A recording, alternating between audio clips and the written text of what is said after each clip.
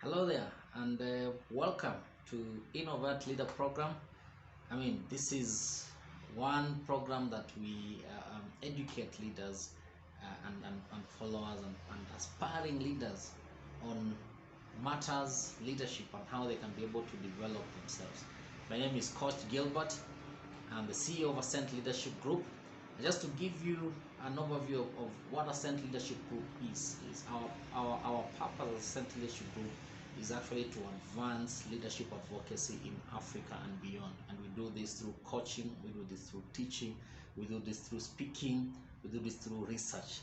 And our purpose translates into the vision that we have, that is to build a movement of leaders whose power of influence will far exceed the authority of their positions. So the conversations that we're having, the discussions that we'll continue having, the whole idea is to be able to help you as a leader, help you as an aspiring leader on how do you build your influence beyond the authority of your position. So we started a conversation around courageous followership. And on part one of this discussion, we talked about the aspect of, are you a courageous follower or are you a submissive follower? And we talked about submissive followers are followers not from a slavery perspective, but are followers who do not add value into the whole leader follower relationship. They are pushed to do things. They don't take responsibility. They're not innovative. They're not creative. They don't stand up for the truth. So their moral integrity aspects are swayed around based on external iniquities and so on. And we talked about the aspect of courageous followers. We said these are people who have the courage to transform. They have the courage to speak out on the truth. They have the courage to serve their leaders.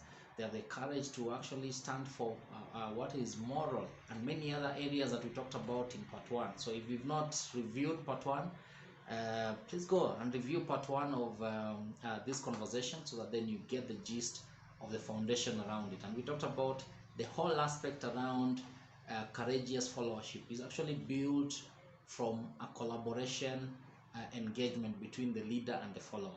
We have a collaborative leader and we have a collaborative follower. And we talked about collaborative leaders are influential leaders who build courageous followers through the process of collaboration. So influential leaders create courageous followers. And if you're not an influential leader, definitely you create a submissive follower. And that's the whole aspect on why we were challenging leaders that they need to actually create courageous followers. And we talked about the conversation around influential leaders is actually covered on my upcoming book that is coming up in the month of August. It's called Engaged and Productive. It talks majorly about how leaders build highly engaged and productive teams. So watch out for that book when it comes. So today we want to talk about the second part of, are you a courageous follower or a submissive follower? And today we want to talk about what does it mean to, when you're talking about courageous, what does it courage means? And we want to look at three things that defines the courage of the follower. And we start by looking at courage means inquisitive. Courage means inquisitive, and inquisitive here is the aspect of asking questions. That when you are shared, when you're told to do some things, when you're given a responsibility, when you're given assignments and you're not clear about, and possibly the assignments will jeopardize some aspects of your moral self or integrity, ask questions as a follower. Ask, is this the right thing to do? Don't you think that if we do this, this is what is going to create as an issue or as a challenge? What if we do it this way? Ask questions, because courageous followers are inquisitive. Because as you ask questions, then you gain clarity, and then you're able to take responsibility to serve the leader. You're able to take responsibility to transform your area. You're able to take responsibility to speak out, especially where the areas or the tasks that you're given are out of line with your integrity and moral standards and values. So being inquisitive is the aspect of courage. So courage is equal to inquisitive. The second aspect is courage is equal to speaking out the truth, standing out and speaking out the truth. If you are a courageous follower and you're not, if you're a follower and you're not standing out and speaking the truth, then you're not a courageous follower. Because many a times that we find in different institutions, both public and private, that followers are told to do things that really are against their moral values, that really are against their integrity. But because of the responsibility of the leader and the power that the leader has, then the follower has no choice. So when you're developing yourself to be a courageous follower, then you have to stand up and speak for the truth. If you are a priest and you know there are things that your bishop is actually doing that are against the moral values as per the Bible, you have the responsibility to stand up and speak out to him the truth. If you are an employee, speak out to your manager. If you're a senior manager, speak out to your directors.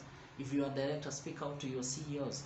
And that's how then you become a courageous follower and actually help in serving your leader to the best of your ability. And the last one is courage equals risk. Without risk, then courage is not needed. And we talked about being inquisitive is for you to ask questions, having the courage to ask questions. That's a risk. Standing up for your leader is a risk, and speaking the truth is a risk in many different instances in today's world especially. So courage is equal to risk. If you're unable to take risk, then you're not a courageous follower. And the reality is sometimes our livelihoods are actually dependent on our relationship with the leader. So for you to be able to develop yourself into this courageous leadership, then you must also be able to develop contingency plans. What happens if you fall out of favor with your leader because you're standing up for the truth? What happens to your family? What happens to you? So developing contingency plan as a follower, as a courageous follower, is critical, so that in the event that you fall out of favor with your leader just because you're standing out for something that is truthful, then you're able to soldier on and your values will not be compromised. Your moral ability, your moral self will not be compromised. Your integrity will not be compromised. So depending on your source of courage, whether it's from religion, whether it's from your values, whether it's from your conviction, the clarity around how you'll be able to take the courage that we talked about, inquisitive, standing up, and the risk and the level of risk that you take will actually depend on the clarity of your source of value. How prepared are you to stand up for your values, for your convictions? And that's what makes courageous followers. So as I close, is courageous followership is not easy. It takes determination, it takes practice, it takes continuous discipline, it takes self-forgiveness, but in the end, it is something that is worth doing. It is something that is worth doing not only for you, but for the purposes of the greater good of the world. So I want to ask again, are you a courageous follower? And what will it take for you to develop to become a courageous follower? So thank you very much. My name is Coach Gilbert. Watch out for the next episode. We'll be talking more deeper now into the dimensions of courageous followers that we talked about in the first episode.